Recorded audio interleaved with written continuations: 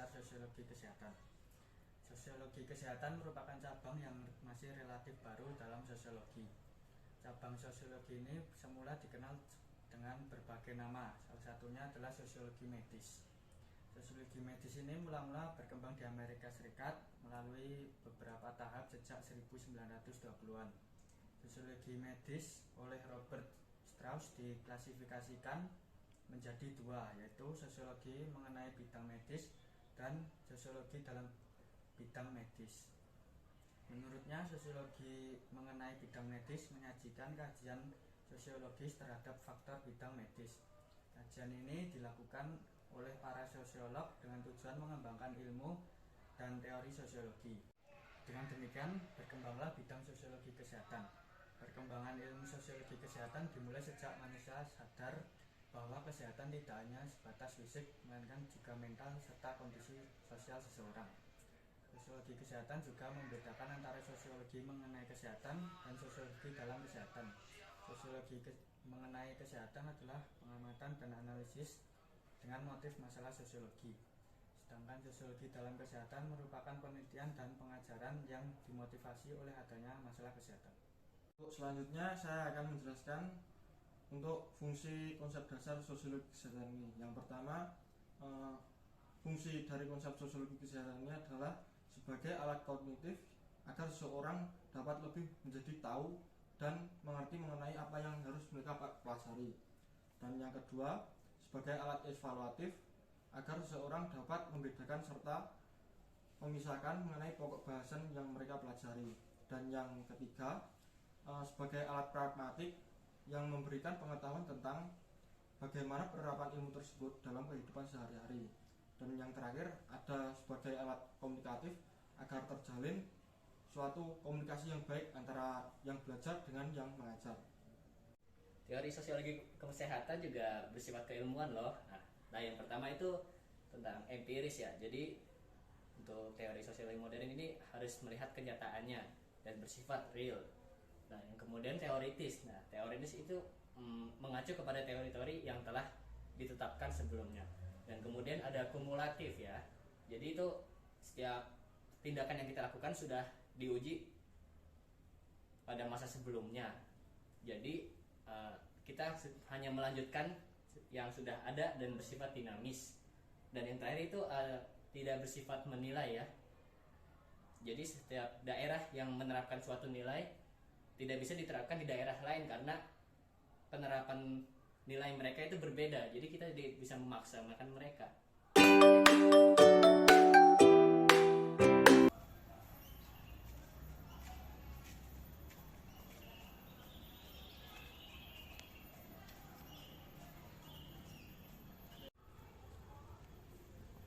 Permisi Pak, saya mau berobat ini pakai kartu BPJS. Pakai kartu BPJS ya, sebentar ya, saya urus administrasinya ya. Ya.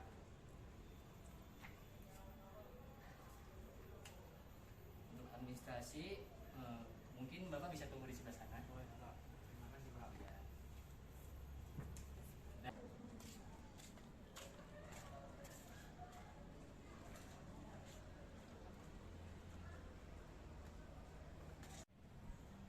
Permisi Pak, Iya, tunggu. mau periksa. Mau periksa? Iya.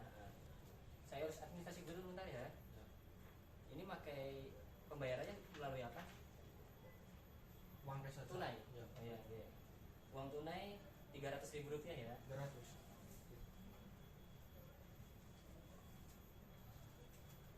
Ini Pak. Oh iya. Mungkin nanti tunggu sebentar langsung masuk aja ya Ya. di sini ya. Oke, Kak. Terima kasih Pak. Ya. Atas nama Bapak Aldi.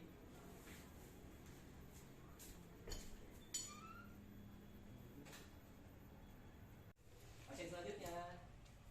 Loh, Pak, kok bisa Bapak Aldi duluan Pak? Kan saya yang datang pertama. Oh, maaf Pak, untuk urusan administratif untuk memakai kartu BPJS masih banyak Pak. Mungkin Bapak masih tunggu nanti sebentar ya.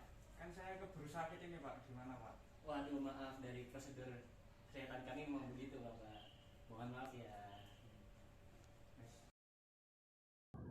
Gimana sih tadi tentang fenomena sosial yang tadi? Kalau menurutku sih fenomena sosial tadi itu relevan dengan teorinya George Human, di mana dalam teori tersebut mengatakan bahwa teori pertukaran ekonomi itu terdapat bahwa seorang individu akan melakukan transaksi dengan individu lain, di mana transaksi itu biasanya digunakan individu itu untuk menghindari suatu hukuman, di mana yang satu bertransaksi dengan uang dan yang satu bertransaksi dengan jasanya. Dan dapat kita lihat tadi bahwa di mana pasien yang menggunakan transaksi dengan uang tunai itu akan mengalami antrian yang tidak cukup panjang. Dalam arti pasien yang menggunakan uang tunai tadi lebih didahulukan daripada pasien yang menggunakan BPJS itu. Oh iya sih, di era sekarang sih emang cukup berevolusi ya dalam kesehatan juga pun. Pemerintah juga sekarang juga sudah mengeluarkan BPJS begitu kan, dalam artian untuk menanggulangi regulasi para masyarakatnya yang kekurangan akan keuangan, waktu atau apapun itulah. Jadi mereka yang terus kan tadi kan pemerintah udah ngeluarin BPJS gitu kan ya. Jadi secara nggak langsung setiap kartu BPJS itu berlaku di setiap rumah sakit yang bisa menerima BPJS tersebut. Nah, setiap BPJS itu kan pasti ada prosedurnya ya. Jadi kayak ada lama gitu. Jadi menurut aku sih gimana ya? Kasian gitu bagi mereka yang kekurangan uang atau kekurangan tenaga, harus rela mengantri berlama-lama dengan harapan pahit disalib oleh mereka yang dibayar secara cash atau tunai gitu. Wah, kasian banget sih untuk zaman sekarang sih. Selain itu juga kualitas dokter masih dikeluhkan oleh para pasien BPJS. Antara pasien BPJS dan pasien umum itu dinilai lebih lambat kualitas dokternya pada pasien BPJS. Selain itu juga terdapat ketimpangan sosial, yaitu ketimpangan akses pada para pasien BPJS dibandingkan dengan para pasien umum yang langsung membayar uang dengan cash. Ya, menurut saya harus dilakukan tanggung jawab sosial agar BPJS ini dapat menjadi lebih baik dan memudahkan bagi masyarakat.